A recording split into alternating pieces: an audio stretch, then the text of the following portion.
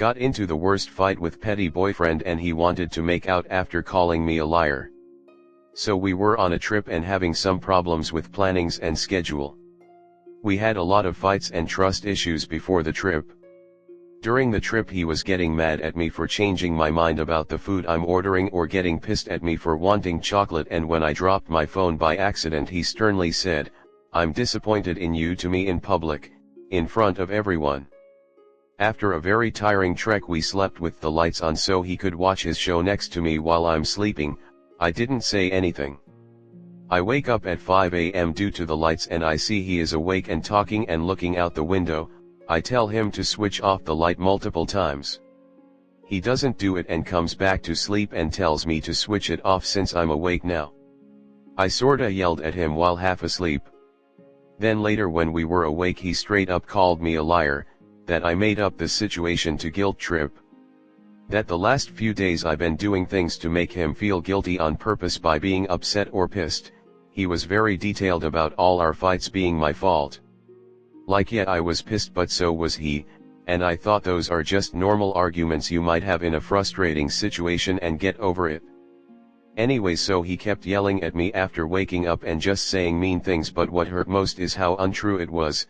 I was happy about the trip and he kept yelling about every time I was upset or ignored him after a fight. It was to guilt trip him into an apology.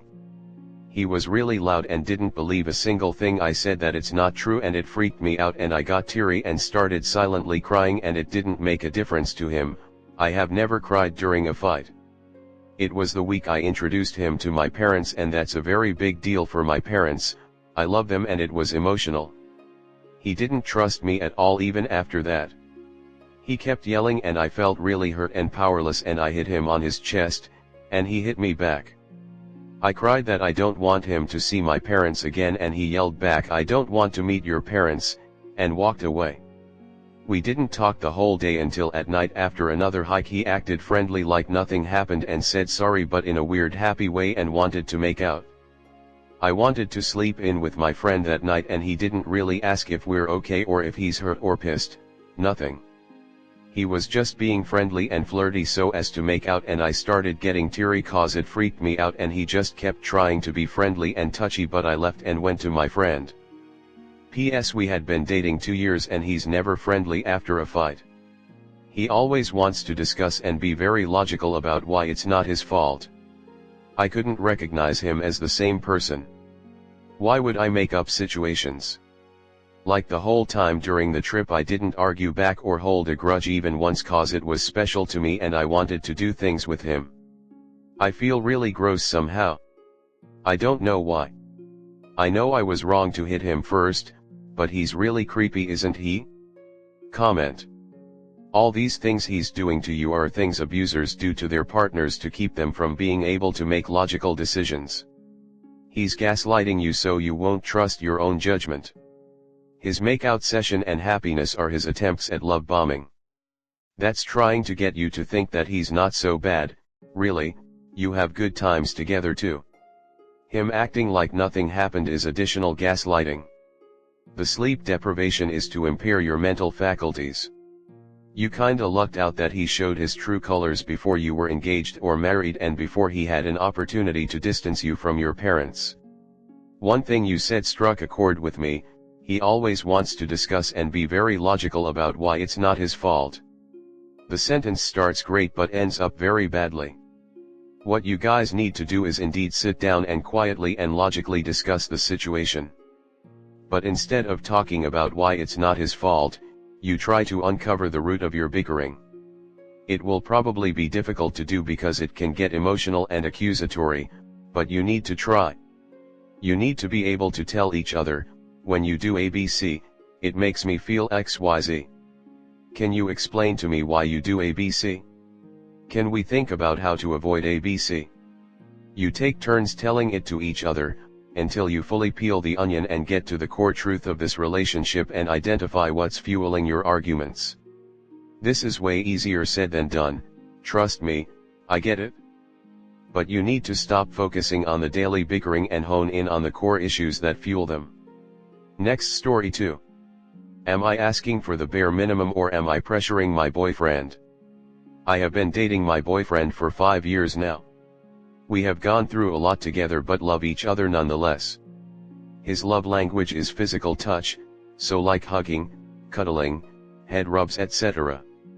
Mine is acts of service and receiving gifts. I don't like when people touch me, so I've had to really come out of my comfort zone to make sure I make him feel loved. It is something that we have discussed, and he openly admitted that without me hugging him back and or being affectionate when he is, it makes him feel rejected. So for the past 2 years, it's been a steady incline.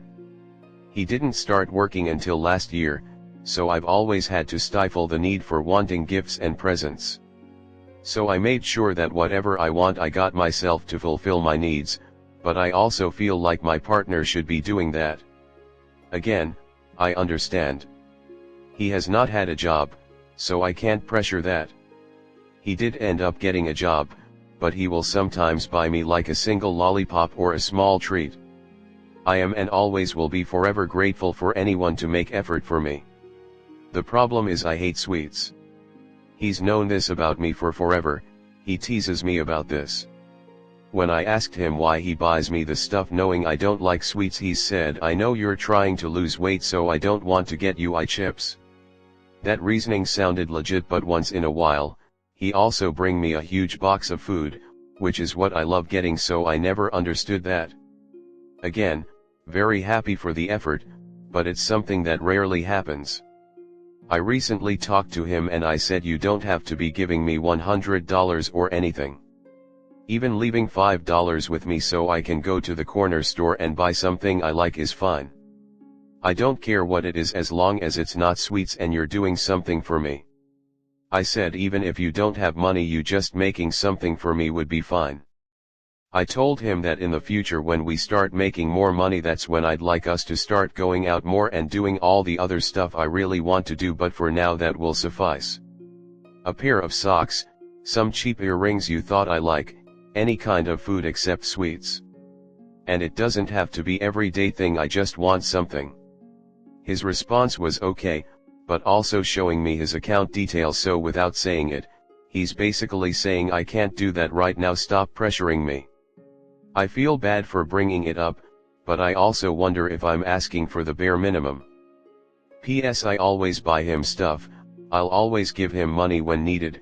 Whenever I am shopping for myself online, I'd buy him something too. So it's not like I'm not giving him anything. Also, I cook for him. I cook for him at my house, I cook for him at his house, but mostly my house, and I help him clean. So it's not like I'm not doing anything. I'm also good if he makes popcorn, or some fried chicken and we sit and watch a movie. I just want something he doesn't have to spend a lot of money, and I said that he doesn't need to spend any money at all. Just do something for me. Comment. You could suggest he wakes you up with a cup of coffee? Makes you breakfast in bed? Gives you a massage? Your love languages don't overlap, so that is tough. If that is his go-to answer, you might not be compatible. I realize that sucks, but, if that is the case, it is what it is. Effort is always given to those any love, sometimes it is easier, sometimes not.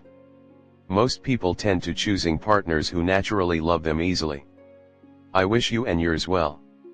Next story 3. Married 5 years. Wife does not seem to appreciate my stress as being valid. Should I carry on as I am or challenge it? My wife and two have been together for about 5 years. We are both 34. We have 2 kids under 4 who are very hard work. My wife is great with the children. She wants to be a stay-at-home mom, which is a huge financial pressure. While I have a good day job, this would not be nearly enough to cover our bills and mortgage, so I have started multiple online business that after many years of trying are now successful. This allows her to take a full-time income and be a stay-at-home mom. While she does do a lot of the work involved, e.g. packing orders and responding to emails etc., the ultimate success or failure lands at my door in terms of the online advertising and ensuring it actually is making money. In my mind, my priority is keeping everything afloat, and I am up at 5 a.m. every day to ensure things keep ticking over. I put blood, sweat and tears into it, and I get stressed beyond measure when it's not working or sales are down. I know that being a stay-at-home mom is exceptionally hard, and there is no shortage of people who are of the opinion that it is a much harder job than going to work, which I do agree with. There are times when I need to focus on the business and not assist with putting the children to bed, because sometimes if things are not going well or we have a big problem, in my mind this must be the priority. However, my wife thinks that I am neglectful and does not seem to have any appreciation for anything outside of what she does with the children as being stressful. It feels as though she believes that I am intentionally not helping and that my problems and stress with work cannot possibly compare. It feels like she wants the old-fashioned lifestyle of being a stay-at-home mom but is not okay with the work involved from me, and all hell breaks loose when I am not able, for 1 or 2 nights ever so often, to help with putting the kids down. I feel that this is unreasonable and that there is little respect for me or what I am trying to do, everything for the family, to retain our lifestyle, etc. What should I do? Comment. I guess I don't see why it would be so hard to help out the kids to bed and then go back to work. I often have to go back to my home office when everyone goes to bed when I'm in the middle of a challenging project or have an issue at work.